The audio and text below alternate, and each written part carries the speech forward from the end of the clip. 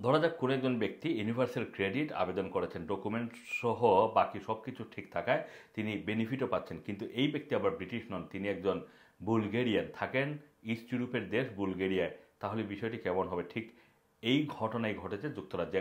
British কর্তৃপক্ষ এমন একটি গ্যাংকে ধরতে সক্ষম হয়েছে যারা ভুয়া ডকুমেন্ট দিয়ে 800 পাউন্ডের বিনিময়ে ইউনিভার্সাল ক্রেডিট সহ অন্যান্য বেনিফিট আবেদনে সহায়তা করত।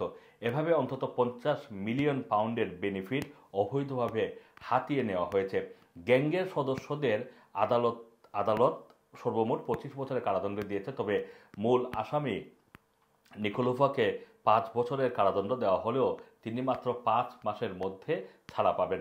ফরেন ক্রিমিনাল হিসেবে মাত্র 5 মাস সাজা ভোগের পর কর্তৃপক্ষ তাকে বুলগেরিয়ায় পাঠিয়ে দিবে।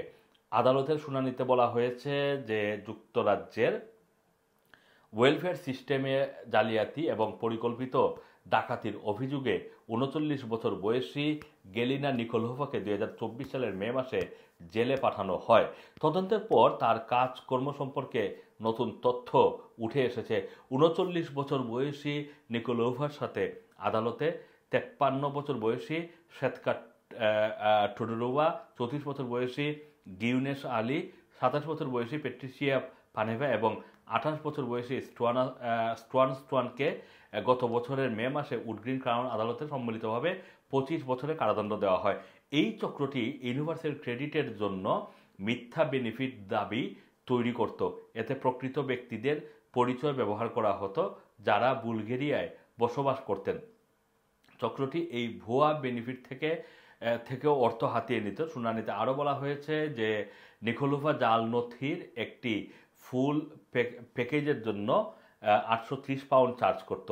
এসব ডকুমেন্ট নিজেই আবার ওয়ার্ক অ্যান্ড পেনশন ডিপার্টমেন্টে জমা দিত। এছাড়া তিনি একটি ন্যাশনাল ইন্স্যুরেন্সের জন্য 80 পাউন্ড এবং ভুয়া ভাড়াটে নথি, মানে যে টেনান্সি এগ্রিমেন্ট তৈরি করার জন্য 60 পাউন্ড চার্জ করত। এমনকি তিনি জাল চাকরির রেফারেন্স এবং জিপির জাল চিঠি সরবরাহ করতেন। নিকোলোভা কমপক্ষে 2000 ভুয়া বেনিফিট আবেদনের সাথে যুক্ত ছিলেন, তবে প্রকৃত সংখ্যা আরও অনেক বেশি হতে পারে। বিপুল পরিমাণ অর্থ নিলেও এখন পর্যন্ত মাত্র 1 মিলিয়ন পাউন্ড উদ্ধার করা সম্ভব হয়েছে। হাতিয়ে নেওয়া বেশিরভাগ অর্থ তিনি বুলগেরিয়ায় নিজ দেশে পাঠিয়ে দিয়েছেন বলে ধারণা করা হচ্ছে।